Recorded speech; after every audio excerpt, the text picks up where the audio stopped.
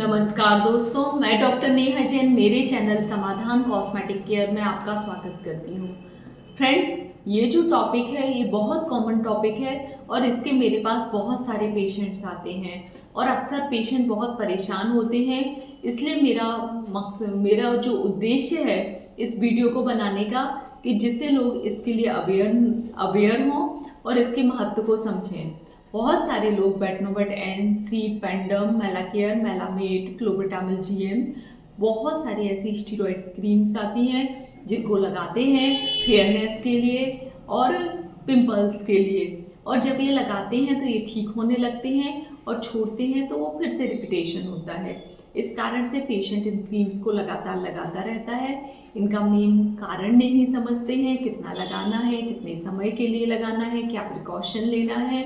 और ये जो क्रीम्स होती हैं बहुत सेलिंग क्रीम होती हैं। मेडिकल शॉप, पार्लर्स, आजू बाजू के जो लोगों से उन्हें यही क्रीम की जानकारी मिलती है। प्रतिदिन मेरे पास 10 से 15 पेशेंट ऐसे आते हैं जो अक्सर इन्हीं परेशानियों से परेशान होते हैं जब वो ये क्रीम लगाते हैं। कुछ लोग तो इन क्रीम्स को 10 से 12 सालों तक से लगा रहे होते हैं। इस कारण से उनके फेस पर बहुत सारे सिम्टम्स आने लगते हैं। जब लोग स्टेरॉइड क्रीम्स लगाते हैं तो उनके फेस पर स्किन में ड्राइनेस आने लगती है। स्किन की जो फेस की स्किन है वो पतली हो जाती है, आंखों के आसपास की स्किन पतली हो जाती है, अनवांटेड हेयर्स फेस पर आने लगते हैं और फेस में पहले रेडनेस आती है, फिर ये रेडनेस पिगमेंटेशन में कन्वर्ट हो जाता है। ये बहुत कॉमन प्रॉब्लम्स होती हैं जो स्टेरॉइड क्रीम उपयोग करते हैं उनको होती है। इस वीडियो में मैं आपको बताऊंगी स्टेरॉइड क्रीम्स के जो साइड इफ़ेक्ट हैं उनको हम कैसे कम कर सकते हैं। सबसे पहली बार जब पेशेंट आता है तो वो बहुत टेंशन में होता है, बहुत स्ट्रेस में होता है।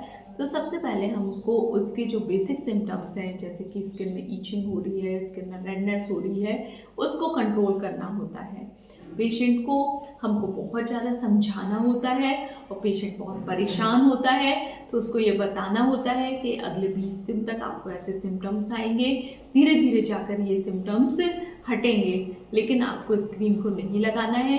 क्योंकि कई बार जब पेशेंट को इस तरीके के सिम्टम्स आते हैं तो वह पेशेंस नहीं रख पाता है और उसी क्रीम को दूसरी बार थोड़ी सी मात्रा में लगाने लगता है या फिर उसी तरीके की दूसरी क्रीम मेडिकल स्टोर से खरीद के वह लगाने लगता है।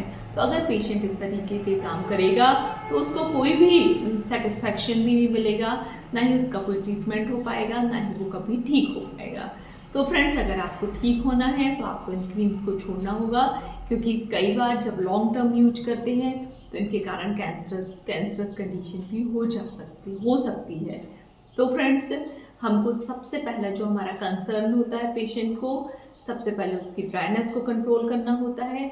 इसके लिए हमें पानी का अमाउंट पेशेंट को ज़्यादा लेने का पीना है, छाछ को लेने का, फ्रूट जूसेस को लेने का, फ्रूट्स लेने का जिसमें वाटर कंटेंट ज़्यादा होता है, ऐसी चीज़ों को लेने को ज़्यादा कहना है। क्योंकि जब ये क्रीम छोड़ते हैं, स्किप करते हैं, तो स्किन में बहुत अधिक ड्राइनेस आती है। दूसरी बात, पेशेंट को जो रेडनेस की सिम्टम्स होते हैं उसके लिए पेशेंट को सनस्क्रीन अच्छे SPF वाली प्रॉपर अच्छी होम्योपैथिक सनस्क्रीन लगाने के लिए मैं कहती हूँ। और इस सनस्क्रीन को हर 2 घंटे के डिफरेंस से, अगर आप धूप में जा रहे हैं तो भी और नहीं जा रहे हैं तो भी लगाने को कहा जाता है।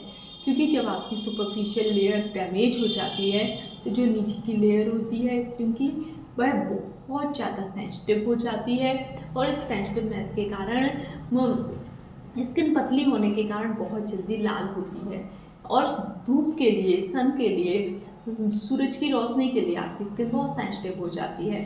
इसलिए सबसे अच्छा है कि आपको ज़्यादा से ज़्यादा टाइम हर 2 से 3 घंटे के डिफरेंस से सनस्क्रीन लगाना होता है। इसके अलावा ईचिंग को ठीक करने के लिए आप सल्फर होम्योपैथिक मेडिसिन ले सकते हैं जो कि बहुत अच्छी होती है। ड्राइनेस के लिए पेट्रोलियम 200, सालसापरीला, ये दोनों मेडिसिन बहुत अच्छी होती हैं। ये स्किन की टोन को भी मेंटेन कर देती हैं। इसके अलावा पेशेंट की एक परेशानी होती है पिगमेंटेशन की। जब 20 दिन निकल जाते हैं पेशेंट के तो पेशेंट को बहुत दिक्कत होती है। उससे लगता है उसका फेस बहुत कम अच्छा नहीं दिख रहा है, इसमें रेडनेस दिख रही है। तो इस तरीके से पेशेंट इसको ठीक कर सकता है, इसकी रेडनेस को। और रेडनेस के बाद जो पिगमेंटेशन होता है उससे पेशेंट बहुत परेशान होता है, उसे लगता है ये पिगमेंटेशन कैसे ठीक होगा। इसके लिए हम पेशेंट्स को बोलते हैं कि आप थोड़ा सा पेशेंस रखिए, धैर्य रखिए, धीरे धीरे ये पिगमेंटेशन भी जाएगा। सबसे पहले ड्राइनेस के लिए तो हमें बोरवैलन देना होता है। इसके अलावा हम aquifolium mother tincture complex and drop, जिसके वीडियो मैं कई बार डाल चुकी हूँ, होम्योपैथिक में आता है और ये बहुत अच्छा होता है टोन को, टेक्सचर को मेंटेन करने के लिए। कई बार जब ये मेडिसिन को खाना बंद करते हैं तो इसके कारण से बहुत सारे पिंपल्स या दाने भी फेस पर निकल आते हैं। तो ये जब मदर टिंचर को लगाते हैं हम फेस पे तो ये दाने भी ठीक होने लगते हैं। तो फ्रेंड्स, इस तरीके से बहुत सारे जो अनवांटेड हेयर की समस्या भी एक बहुत कॉमन समस्या है, जो कि अक्सर हर तीसरी फीमेल को या मेल्स को हो जाती है। तो हमको अनवांटेड हेयर लेजर ट्रीटमेंट से भी ठीक कर सकते हैं। बाकी जब हम स्टेरॉइड लगाना बंद कर देते हैं तो भी अनवांटेड हेयर्स की ग्रोथ कम हो जाती है। तो फ्रेंड्स, इस तरीके से ये साइड इफ़ेक्ट होते हैं। अब इनके ट्रीटमेंट में हमें अच्छा SPF का सनस्क्रीन लगाना है। इसके अलावा नीम पूरी लेनी है। स्टीरॉइड क्रीम्स के साइड इफ़ेक्ट के लिए हमें स्ट्रेस नहीं लेना है। पानी का अमाउंट बहुत प्रॉपर लेना है। फ्रूट जूसेस वगैरह ये सब चीज़ें लेते रहना है। होम्योपैथिक में एक मदर टिंचर बर्बेरिस एक्वाफोलियम बहुत अच्छा वर्क करता है स्टीरॉइड क्रीम्स के साइड इफेक्ट को हटाने के लिए। हाइड्राफेशियल के सेशन लिए जा सकते हैं। इसके अलावा केमिकल पीलिंग भी पेशेंट करा सकता है, जिससे बहुत अच्छा रिजल्ट मिलता है। तो फ्रेंड्स, आपको ये मेरा वीडियो कैसा लगा आप मुझे ज़रूर बताइए कमेंट सेक्शन में लिख के। मेरे चैनल को लाइक करिए, मेरे चैनल को सब्सक्राइब करिए और मेरे वीडियो को लाइक करिए। और ऐसा नहीं है कि मैं केवल स्किन से रिलेटेड वीडियो बनाती हूँ या स्किन से रिलेटेड पेशेंट देखती हूँ। इसके साथ ही मैं piles, fissure, fistula, rhinitis, sinusitis इस और पेट से संबंधित परेशानी, माहवारी से संबंधित परेशानियों का भी मैं ट्रीटमेंट करती हूँ।